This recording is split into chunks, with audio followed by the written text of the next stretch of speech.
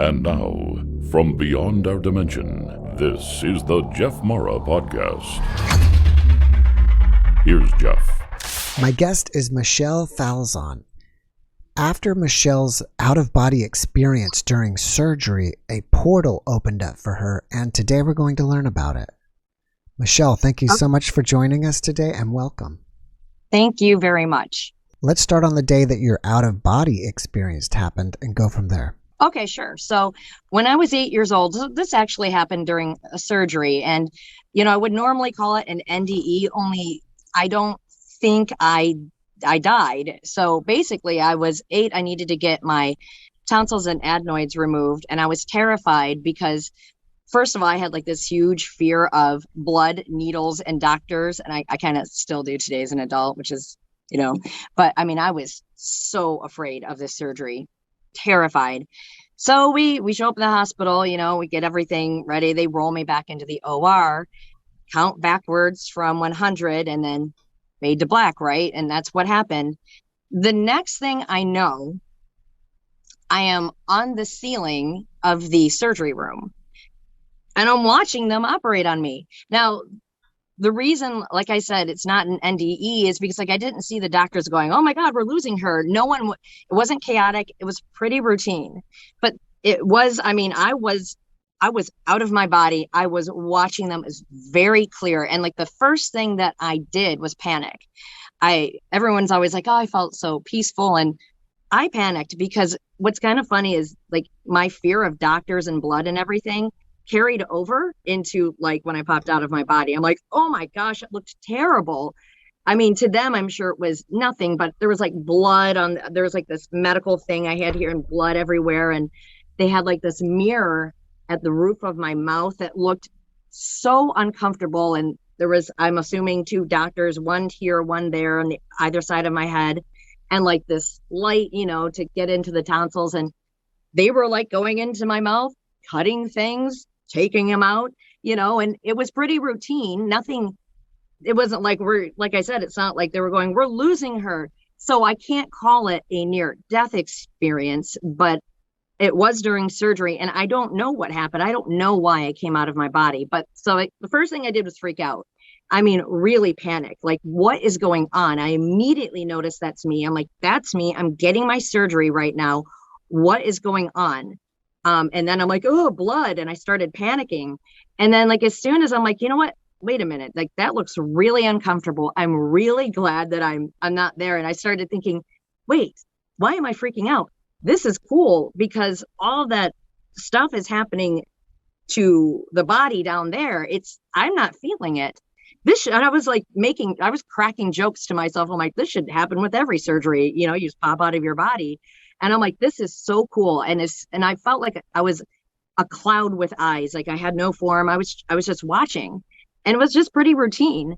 And like, I kind of feel gypped because everyone else gets to like see a light and see God. And mine was pretty quick. It ended pretty fast. And as soon as I started enjoying the experience, I'm like, this is so awesome. It ended.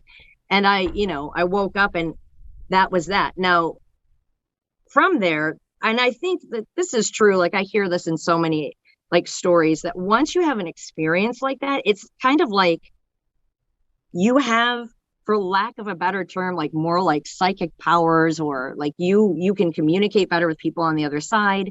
And like, I'm not a medium or a psychic or anything, but like all of the sudden I would know things before they would happen, and like some pretty significant things, very significant things happened. And so I got a lot of things happened. So I'm just going to jump to one of the more significant things that happened a few years later. Well, that happened when I was 8. And then when I was 13, I had already noticed that these things were happening. So my Aunt Sharon became pregnant with her second child. She just found out. We didn't even know if it was a boy or a girl yet. And everyone was happy. And I was out. Okay, well, so back up. So we found that out. Everyone was happy. Then I had a dream. I dreamt that my aunt, I dreamt that she had the baby and it was a boy, but that there was something really wrong with him. in the dream, like, and you can tell like what's a dream and what's like, this is important. You need to pay. This is a message. This is a premonition or whatever you want to call it. And so in the dream, I hear people around. The baby was in a life support machine type thing, hooked up to things. And he, I could see through his skin. I could see that something wasn't right. My cat's joining us, by the way.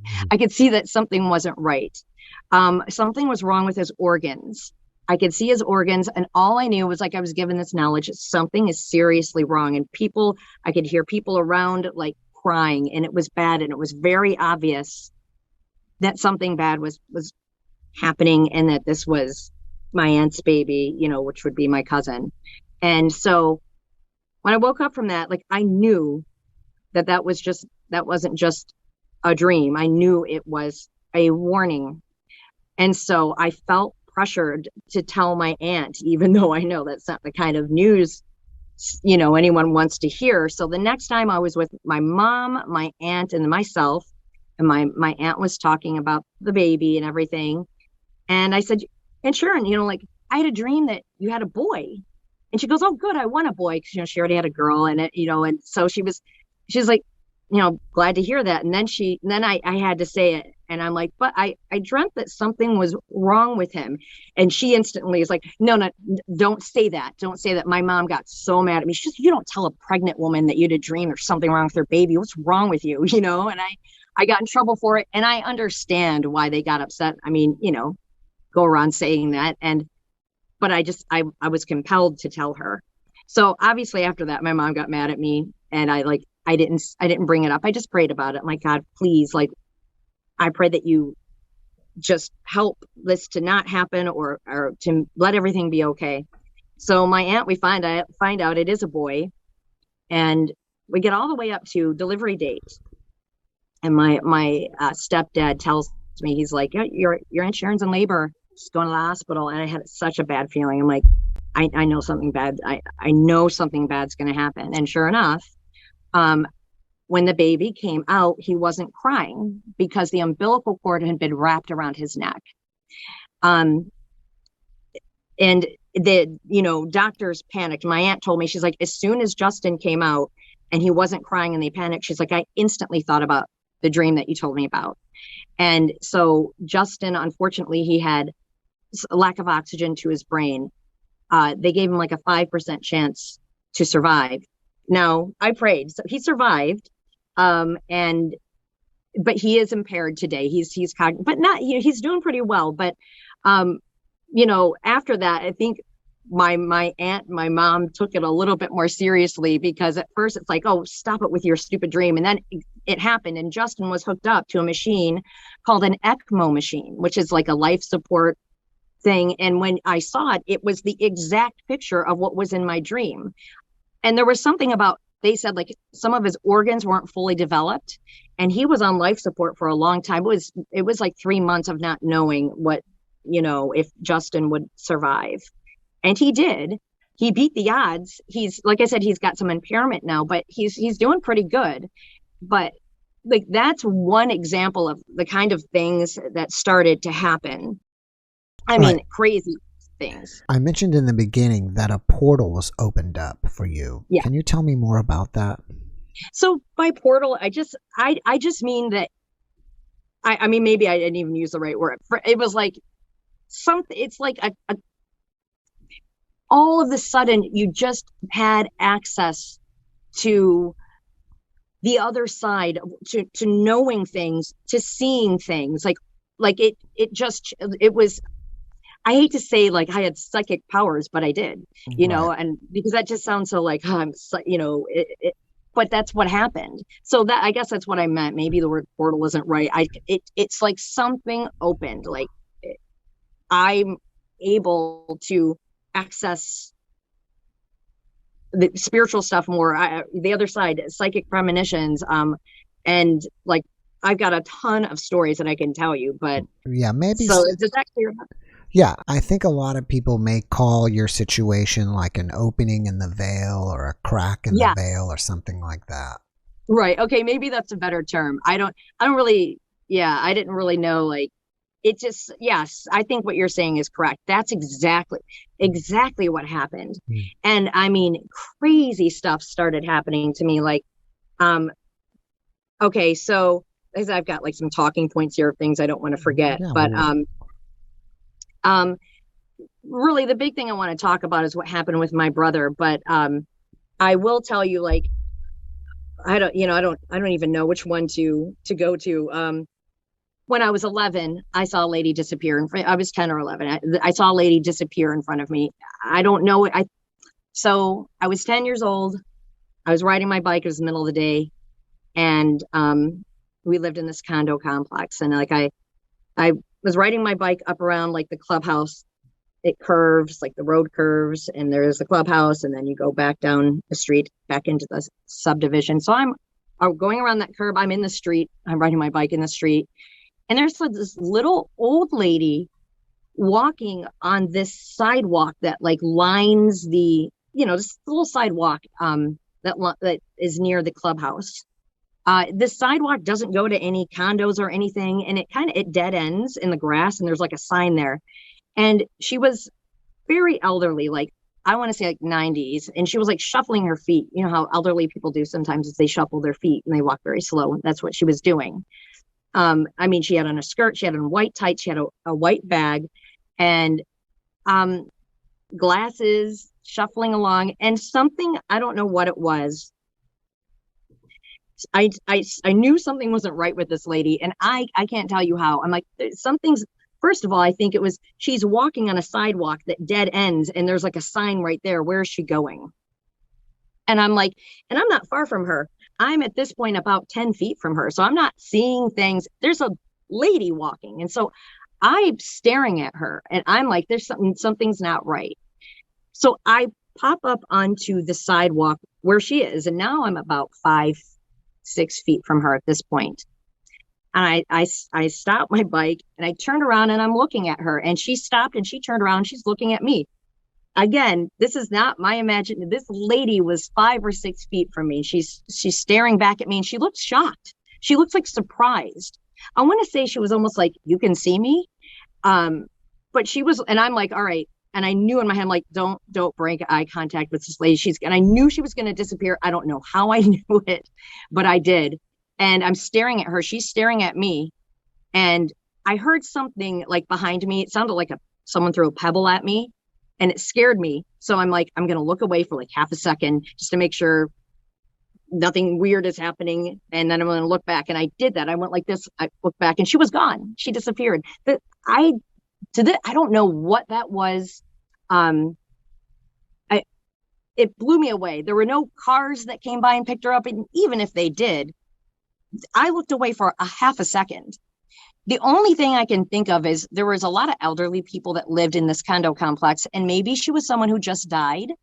And, I don't know, like it was unbelievable. And of course, being 10 or 11 years old, you go and like tell your parents, I just saw a lady disappear. And they're like, sure you did, so things like that would happen. Yeah, sounded like you saw a ghost or something.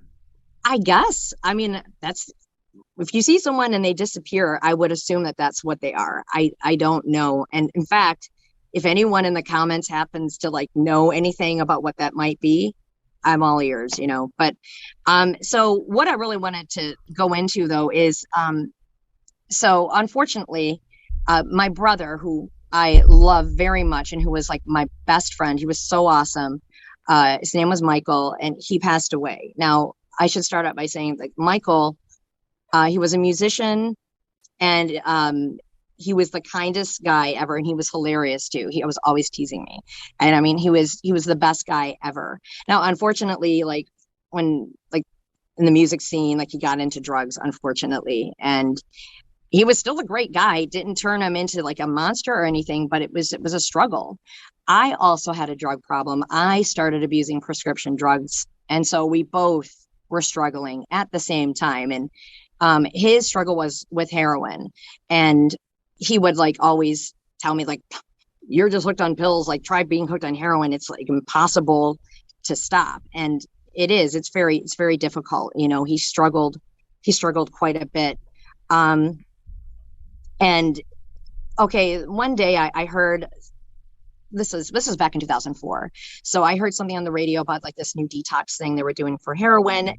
And, I wrote the phone number down because I wanted to give it to Michael. I kind of knew that he wasn't going to like do anything with it, but I felt that I had to tell him.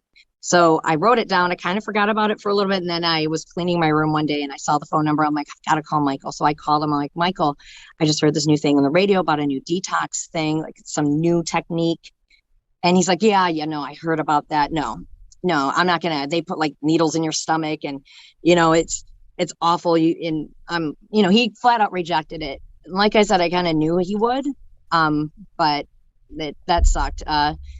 He was pretty down. And because heroin is hard, it's hard to stop.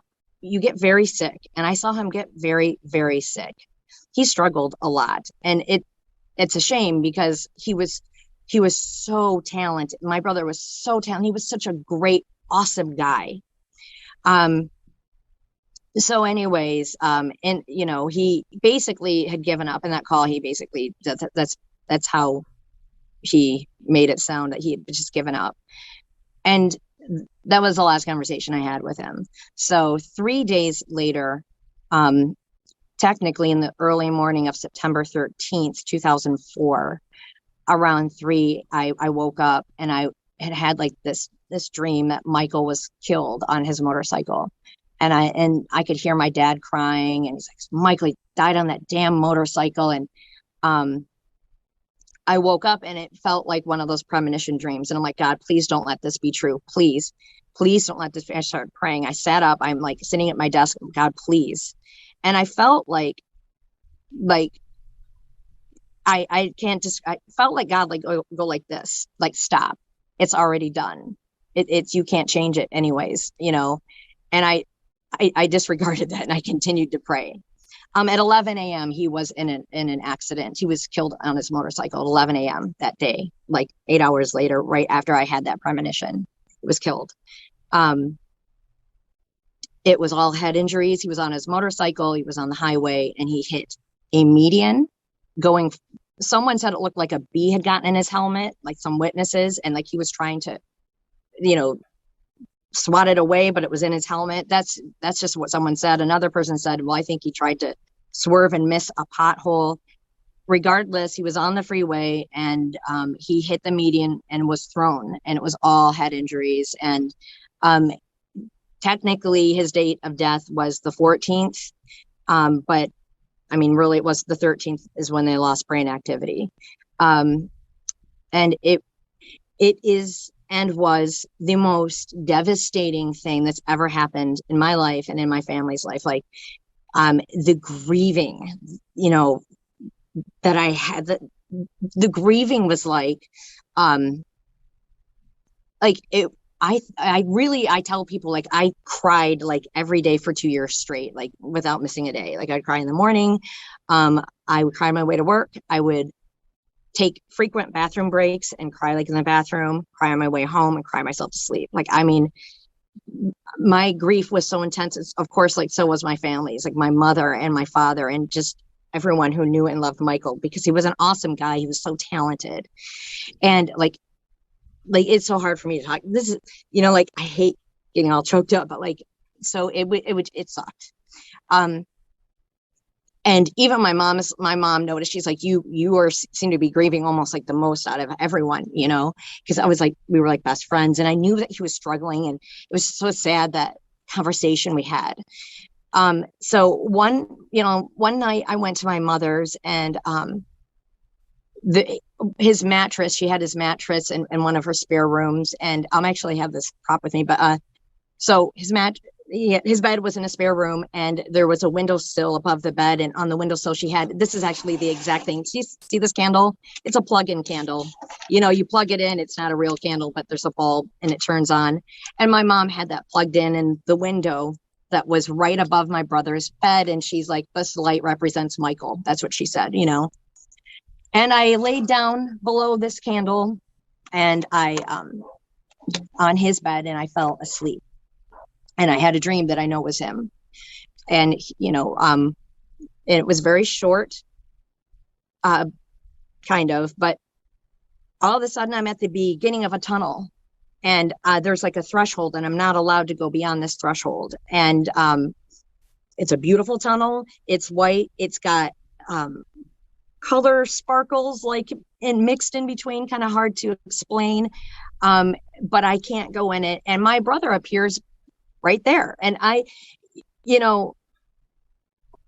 if people who've been through this will know, like, you can tell the difference between a dream that it's just a dream when your brain is dealing with grief and trying to work through it, and a real visitation.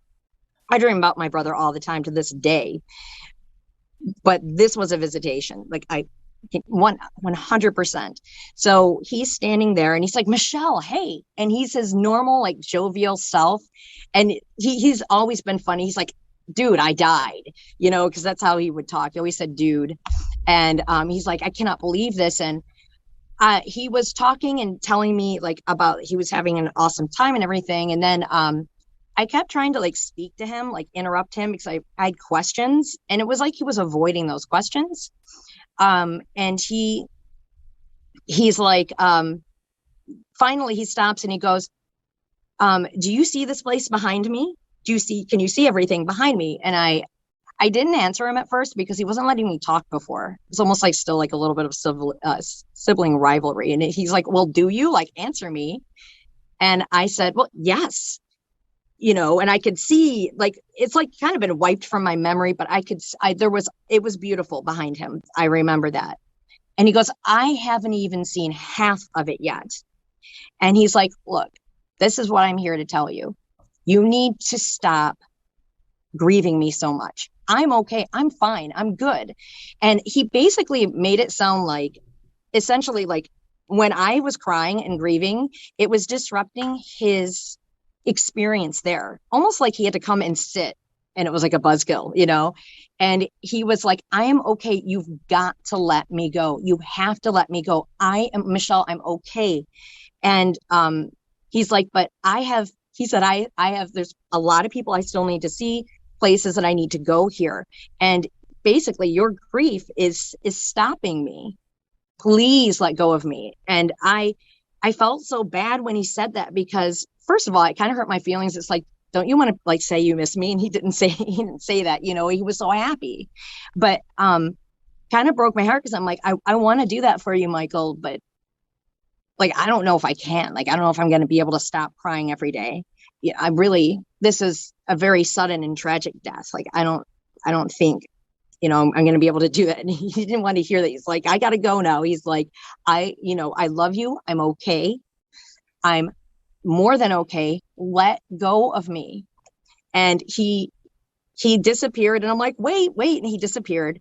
And when I woke up, like, this candle was burnt out, and it was strange because my mom had this plugged in for months and months, and it, stayed in the window, and it was on before I went to sleep. And when I woke up, like maybe a half hour or so later, it was burnt out for the first time. And my mom said that the light represented Michael. And I believe that it went out because he was like, let me go. I'm leaving, I still cried for like a year after that, though. I couldn't help it. And so that was, that was a thing. And one other thing I want to mention too, that was, I had mentioned that my brother, like, he was hilarious. And when he died, my cousins and everything were always saying, like, oh my gosh, in the middle of the night, like, I heard someone knocking on my wall, like some weird ghost stuff. And I'm like, Michael, if you're going to give me a sign that you're around, don't do some stereotypical ghost thing where you knock on the wall. Like, come on, I'm your sister. I want something really cool. So he answered that. I believe that my brother's spirit stayed around for quite a while after he passed, because it was so devastating to our family. And so I said that, and I was driving this really old, like, car. I was like this 93 Dodge Dynasty. And so I said, Michael, I want you to give me like a cool sign, it's got to be cool. And I drive my car. I was going to my aunt's house, my Aunt Sharon's house, and I parked in front of her house. Like, our family was gathering there, and I parked in the street. And I'm walking away from my car. And as I'm walking away, I decide, like, hey, I need to turn around and make sure that I'm parked right. So I turn on, I look at my car. My car, it turned on by itself. And I froze. I'm like, is someone trying to steal my car right now? Because that's what it looks like. This car didn't have like an auto start or anything like that. It's never done this, it started on its own. And I'm like cautiously approaching it. The lights are on, the engine is on, it's running. And I see that there's no one in it. And I had gone to repark the car anyway. So I put my key in the ignition and reparked it. So then I went flying into my aunt's house. I'm like, oh my car just started by itself, and everyone's like, I'm worried about Michelle and her grief. She's, she's having issues. And it happened again. I went to the bank, and as I got out of the bank, I was in there for like a good hour, and I came out, and as I was approaching my car, it started. Not only did it start, I was able to get in it and not put my key in the ignition and drive it without the key in the ignition, put it in gear. It didn't stop. And I was able to drive my car without the key in the ignition. This has never happened before. And it would start when I was coming near it. There was no auto start. This is a 93 Dynasty, so I thought that was funny. And I told my cousin Kristen, and that she started getting like worried. She's like, and Kristen and I, by the way, at the time we were sharing an apartment. And so she had told like my aunt, she's like, I'm really worried about Michelle, like her grief with Michael. Like she's like saying that her car is starting, right? And she's, she's not making fun of me, but she's genuinely concerned. So one day I'm in bed. Like I said, we lived in the same apartment. I'm in bed. It's like 9 a.m. She comes flying in. She's like, Michelle, I just pulled up next to your car and it started for me, and I'm like, sure enough, I think that was Michael, like showing like, Kristen, really, you think Michelle's having problems? I'll do it for you. So it started for her. The car started for her. She is freaking out. It's like, I cannot believe it. I pulled up next to it, and it started. And so I'm like, I think we need to go downstairs because, maybe to turn it off. And then I'm like, well, Michael wouldn't run me out of gas like that. So we walked down the stairs into the parking lot, and the car had shut itself off. So to me, that was Michael, like that was his cool sign that he was giving to me. But, like I had mentioned, I also had a prescription drug problem, and it got really bad after he died. I didn't know how to cope. He and I had always like made a pact that we were going to improve our lives and get better. And then I ended up going to jail for a year, and that was awful, like terrible, but I got clean. And were you going to say something? You look like you're going to talk. I was, if you don't mind sharing, why did you go to jail? For writing fake prescriptions to get more of the medication that I wanted. So I finally, like they put me on probation. That didn't work. And the jail, it worked. It was awful. It was terrible, but it worked. What medications were you taking? Like opioids or something? That and like amphetamines, things like that. And it was, I had gone to rehab. It didn't work. And it was awful. It was just terrible. I felt hopeless and helpless all the time.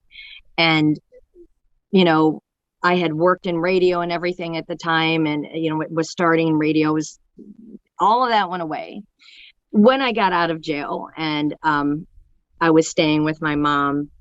I woke up the first morning out of jail and like, this is so great. I'm home. And then the realization hit me like, yeah, great. You're clean. Your whole life's destroyed.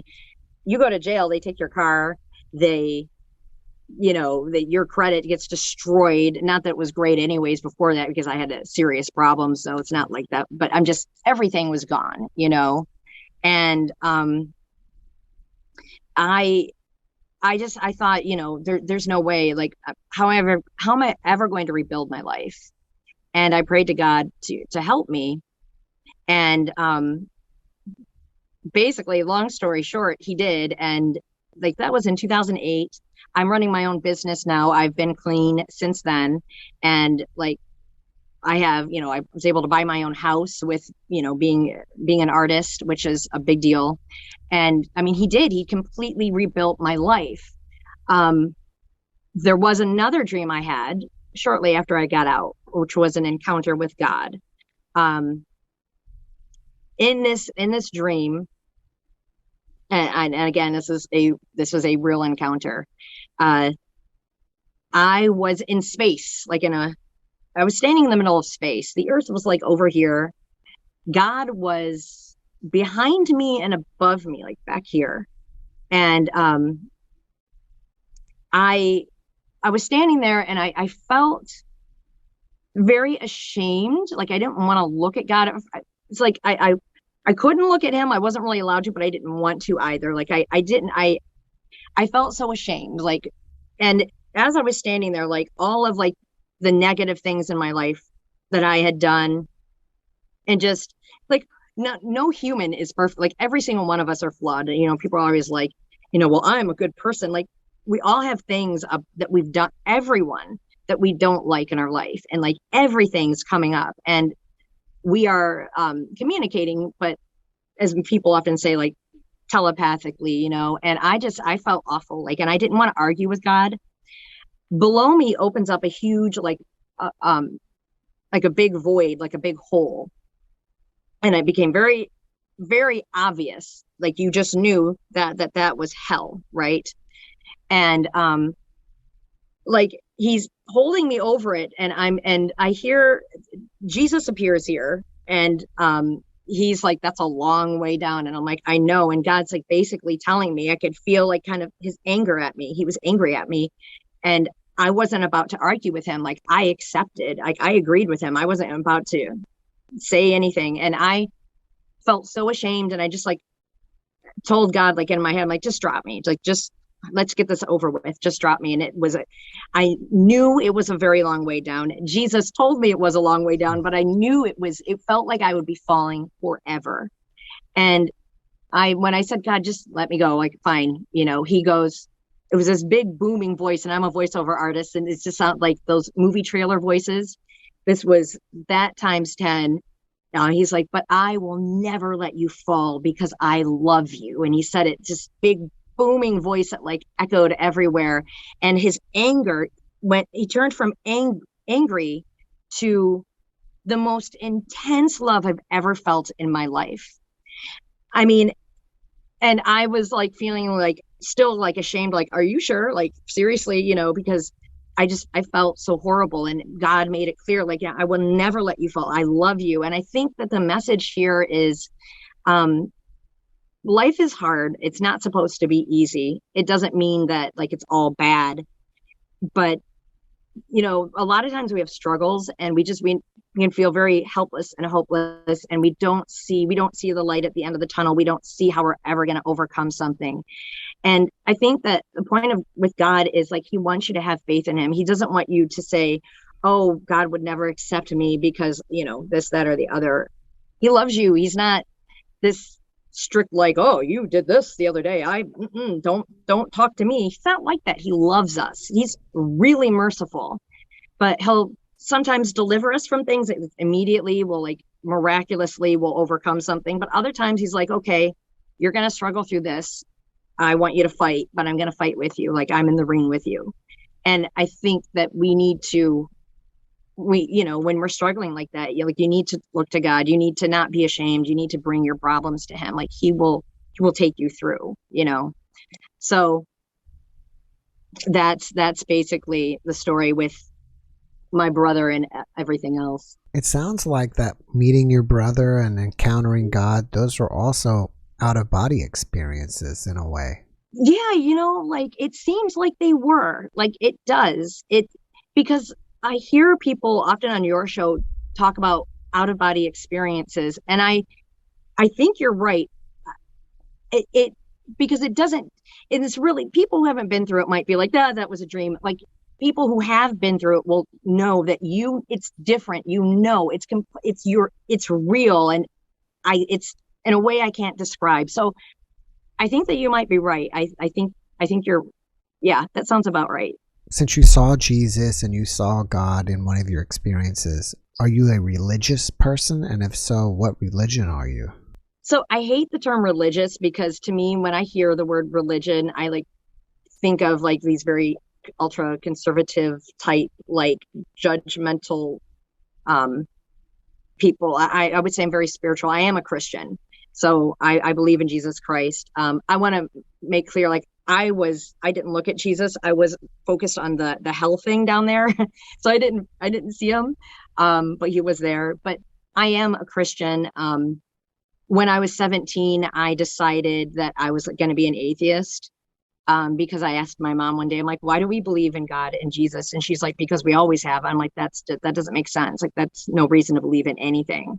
So I started researching a lot and reading about different religions and everything. And I kind of, based on what I found back then, it just seemed that evidence-wise, it seemed to make the most sense that it, because I'm like, which one, what do you believe? So that's my belief. I believe in Jesus Christ. So yeah. But I hate saying that I'm religious, because I'm not religious. I'm not, I guess that word to me just sounds so religious. I don't know what to say. I have a relationship with God. I've got a relationship with Jesus. That's what I say. Do you feel like any of your experiences were more real than life here on Earth? Yes. Yeah, absolutely. In a way that I can't really describe. Yeah.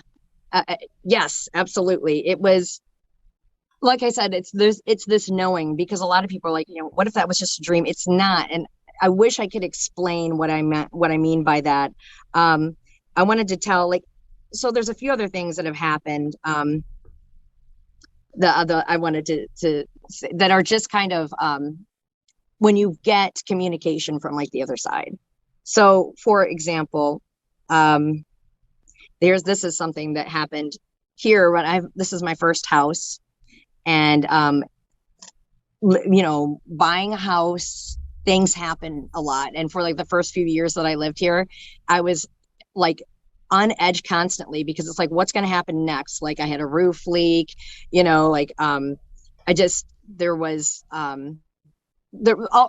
were yellow jackets in the wall at one point.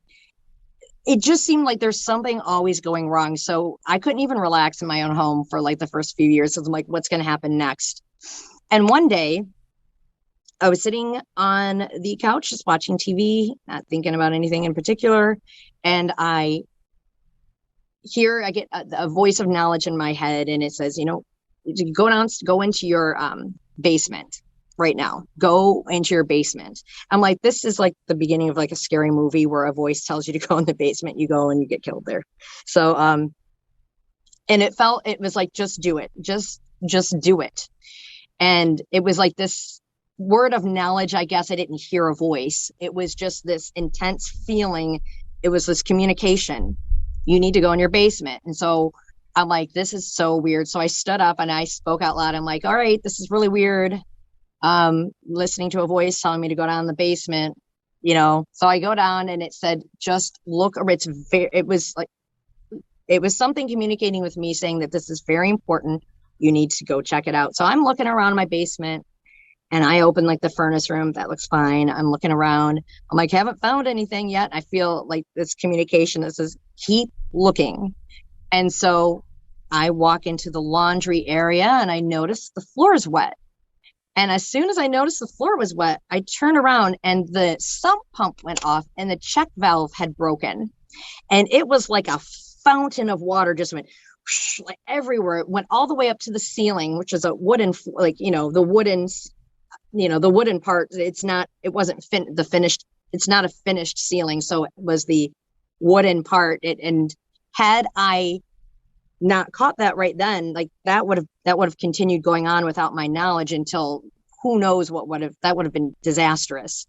And it was very clear that this had just started happening. I had no way of knowing this. And so I turn around, and it's like, just water everywhere. So the sump pump, I guess, was taking the water that it was trying to shoot out of the house, and it shot it into the basement all the way up to the ceiling. And I'm like, that's what it was telling me to do. And thank God it did, because it saved me from a potential disaster. The dining room's above there. I mean, I can only imagine it would sink in. I mean, because I wasn't going to go in the basement I had just done laundry. So I wasn't going to be down there for maybe a week or so. I wouldn't have known until the floor sunk in, so things like that happen a lot. Are things and it's great and helpful. Are things still happening today? Yeah, absolutely happen a lot. I mean, it's not like every day something happens, but I have one other story that is very interesting that happened to me in my early 20s. I mentioned that I worked at a Christian radio station, and I don't know if I mentioned that, but I am now. So early 20s, before I got into trouble and everything, I was a board op, and I'm just putting tapes in, and then top of the hour announcing, and basically, like on Sundays, churches would just bring in cassettes, and they would bring in their cassettes, and I would cue them up for broadcast, and then at their time slot, I would play the cassette. This is the 90s, so it was cassettes. And there was one particular man that would come in every Sunday in his church. They seemed to cut it close, because a lot of the churches would bring their tapes in early, sometimes throughout the week. And this particular church, they would bring it in at 12 noon and they aired at 3 p.m. They'd bring it in at noon. And it was a very nice guy to bring his tape in. And one week, during the week, I had a dream, another one of those dreams.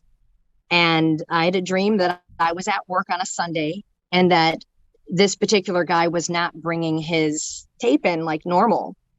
And 1 o'clock came around, and I'm like, wow, he's kind of late. I don't know why I didn't think to call the church, but I didn't. So 1 o'clock comes around. I remember noticing that. This is in the dream. 2 o'clock comes around, and I'm like, where is he? I need to queue up a backup tape. So we always had backups just in case something went wrong. There was a tape that you could throw on the air, so it wasn't a half an hour of dead air, So at 2 o'clock, I'm like, I need to queue a backup tape up. I don't know where this guy is that normally comes in every Sunday. And so remember, this is the dream. And so it gets to like 2:30, and I get a call from the church, and it's a man, and he says, I'm so sorry, you're going to have to queue up a backup. The guy who normally brings the tape passed away suddenly. We found him in his car. We're going to send someone else from the church over to bring a bunch of tapes for like the next few months. The guy that we're sending over is a good friend of his. Don't talk to him about this, because he's pretty upset, and he was good friends with them. He's pretty upset. That was my dream. Sunday comes along, a few days later, and I'm at work, and just like in my dream, 12 o'clock comes and goes, and the guy does not show up. 1 p.m. comes and goes, guy doesn't show up. I'm like, this is eerily like my dream, and then 2 o'clock comes around, and I'm like, this is weird. This is like my dream. I'm going to have to queue up a backup. 2:30, I get a call from the church. The exact same guy saying the exact same thing. Unfortunately, the man had died. Like, they didn't know the cause of death. Everything was exact as I had dreamt it. And I mean, like, it blew me away. Things like that would happen, and they still happen. And they're going to continue happening, but those are some of the big things that happened. I mean, that blew my mind. I was alone at the station. I called my friend Bill, and I'm like, can you please come over and sit with me? Because this is terrifying. Like, this exact guy, he said the exact same thing. Everything was exact. And I just had this dream a few days ago. So things like that happen a lot. How have you changed over time with all these experiences happening to you? I think I have very strong faith in God. I believe that we need to, it makes it real for me. Where, like, when I was really little, like, I used to think about, like, my dad told me about God. I'm like, how do we know for sure that really that's all real? And, I mean, it takes that away. It lets me know he's here. It lets me know that we have like a greater purpose here, and that he's with us. And really, it's just made my faith stronger. whereas every time I have a problem, we're all human, can be very upset about things, but I know that he's there with me. Like I know it. And I feel I'm happy that I know it. I mean, it feels like it gives, I don't know what I would do if I didn't know this was true, but I can't deny it. So it really has just strengthened my faith, if that answers your question. It seems like usually your dreams happen within a few days after having them. Do you have any stuff that you've dreamt that has not occurred yet? No, there's nothing that's happened that I'm like, I think this is going to happen in the future. You're right, actually. And I've not really realized that, because I remember when I was 14, one night I had a dream about an airplane crash, and it happened like the next day. No, I've not, there's nothing. And like, I hate to be like I'm psychic, because I guess I don't really understand why this is happening. I like I said, I think it's just like you said, like a crack in the veil. But yeah, I don't know if that. Does it make you think that, we can't change the future, that whatever's set in place, it's already going to happen? No, that doesn't make me. In fact, what I think happened with my brother, I don't think that's it at all. I think that God has given us free will. My brother, when I spoke to him 3 days before he passed away, had given up. He did. And I don't mean to, I loved my brother very much, and he struggled so much. And, I think God just took him home early. God's like, okay, we have free will. God knows what we're going to choose. He knows ahead of time what we're going to do, but he kind of lets us play it out here, on the field. He lets us do that, but he wants us to have faith in him. He wants us to choose. Free will is very important to God. Do you feel inspired by these experiences? And if so, how? I mean, inspired, I guess, slightly. I feel like I look at challenges differently, I guess, if you can call that inspiration. Like I said, it's, I'm a freelancer, and I recently had a friend tell me, like, as a freelancer, like, it's you live on the edge, financially, you really do. And he's like, I don't know how you do that. Like, I could not do that. Like, every day, not knowing what work's going to come in, and because that's how I live. And I told him, I'm like, man, if it weren't for God, I would not be doing this. Like I have more courage now because of this. I know God's real. I know there's a spiritual realm. I know this. I know, I don't believe it. I know it. And there's a difference. And so it gives me more courage. Like I said, like we just had the conversation, it's like, he's like, I could not believe that you're living like, never knowing, what's coming in from week to week. And I'm just like, it's, if I didn't have my faith in God, I would not be a freelancer. It's too difficult, but I always am like, okay, something's going to work out. One morning, I remember, I woke up and, my bank account was negative, and I was like, oh man, I need to get like gas in the car today. And I'm like, okay. And I'm like, this is one of those like tests of faith. God, I know you'll come through for me.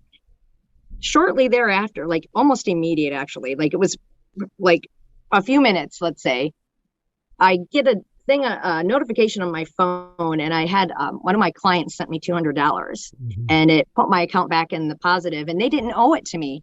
So I immediately am like, they sent it via PayPal, and I immediately emailed them. I'm like, you guys just sent me $200 that you do not owe me. Are you aware of this? And he goes, yeah, it was a mistake, but we're not going to take it back. Just keep it as credit for future projects. And it happened immediately. And I think that when we have faith, like God, he works through our faith. He needs our faith to work. He wants us to reach out to him, even if we are not even sure that he's really there, or if we believe that he's not happy with us. To get that version of God out of your head that hates you, that thinks that you're doing all this, you're just a screw up and he wants nothing to do with you. Like, get that out of your head. Like, please, turn to him.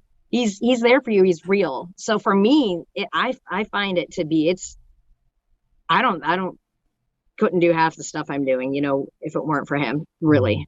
Well, I think it's amazing that you turned your life around, not only after the medication use, but also after being incarcerated, and you were able to become successful in a time when it's probably very difficult because of your history.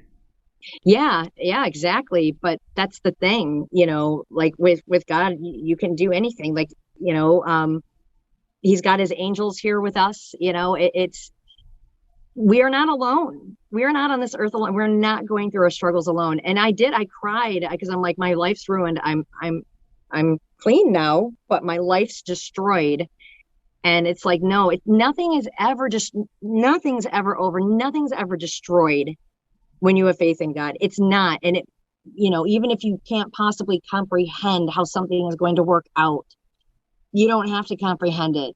You just need to have faith. And it's easier said than done. Sometimes it sounds very like I'm minimizing people's problems, and I'm not, because I've been there, and I don't mean it to come across like that, but I'm just saying that, when you're not alone, when you can reach out to God, when and he will be there and he will respond, maybe not immediately, maybe not in the way you immediately expect. He will respond to you. You're not alone. And that's how I rebuilt my life. I didn't think I was going to be able to do this, but I am. I mean, I've been clean since 2007, and like, I have no desire to go back. And that's another thing that's really crazy. Is like, my life is so different. It's completely changed. I'm a completely different person. Totally. That's great. In a good way. Yeah. Well, after watching this podcast, people may want to reach out to you and chat with you, or, Sure. ask you questions. Are you okay with that? And if so, how would they reach out to you? I mean, yeah, definitely. I'm sometimes very busy, so if I don't respond immediately, please don't, be like, think I'm ignoring you. But yes, absolutely. So I would tell them to reach out to my email. And like I said, I get, especially recently, I've been extremely busy. And so if I don't respond right away, that just know I'm not ignoring you. All right. Well, before we finish up, can you leave us with one last positive message? I mean, just really, like I said, God is always there with you. Don't ever think that you've messed up so badly that you're beyond his reach. Get this version of God out of your head that's like, you said a bad word the other day. Don't talk to me. Get that out of your head. It's not about being I have to be a good person so God will love me. God loves you. He loves you. If you've got an addiction, if you're trying to resolve trauma that you've been through, God loves you. He loves you. Turn to him. He will help you. Well, thank you for that message. And Michelle, thank you so much for being my guest. I really Thank appreciate you, and I wish you the Thank you. best. Thank you very much. Thanks. right. It was awesome. All right. Have a great evening. You too. Thanks for watching the JeffMara podcast. I really appreciate you. Another way to show support is through YouTube memberships. And if you do, there are loyalty badges and other perks depending on your level of membership. All you need to do is click the join button underneath the video to find out more. Thank you for your support.